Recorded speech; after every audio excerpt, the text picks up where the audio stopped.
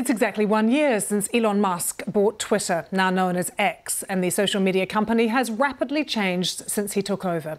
The company now employs thousands fewer people, but he says he wants his remaining staff to think big about the future. Our North America technology reporter James Clayton has the latest. A year ago, Elon Musk infamously walked into Twitter holding a sink. Let that sink in, he quipped, before firing huge swathes of its staff. 30 seconds left, 35 seconds. Everybody here, we're all about to get fired. It was emblematic of his erratic leadership. He slept in the office, changed Twitter's name to X, talked about fighting Mark Zuckerberg, who launched a rival to Twitter called Threads over the summer. I got a taste of that unpredictability when I messaged him to ask him for an interview 6 months ago.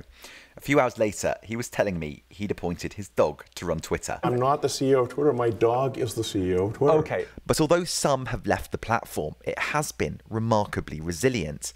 A year on, X, formerly known as Twitter, still exists. Threads, Mark Zuckerberg's rival, has not been the Twitter killer that some have touted it to be. But it still has major problems. Despite what Elon Musk says, independent analysts say that Twitter's user numbers are falling. X has put out different numbers saying that things are going great, and that there must be something going on that we're not seeing.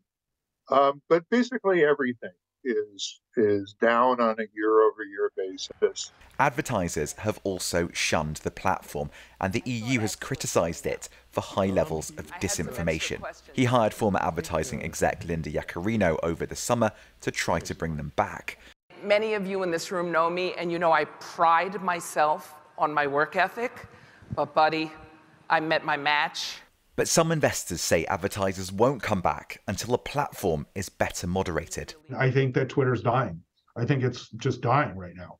And I don't think Twitter users like me want it to die because it's become such a valuable resource for me. But it's dying. So I don't care what Elon says. It doesn't matter what he says. There's a reality and there's a fantasy. The fantasy that Ross Gerber is referring to is Mr. Musk's big dreams for X. This is what he told me he wants X to become. Twitter is an accelerant to X. What does that mean? What does it mean? Well, I guess you'll have to stay tuned to find out. Come on. We now know a little bit more. He wants X to do streaming games, video calls, banking, you name it. The everything app. That was embarrassing, almost died.